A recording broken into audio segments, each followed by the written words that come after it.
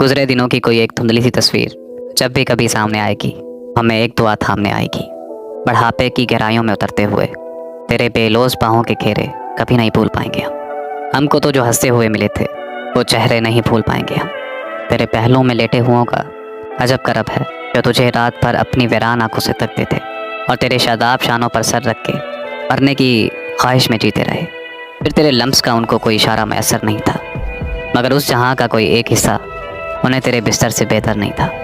پر محبت کو اس سب سے کوئی علاقہ نہیں۔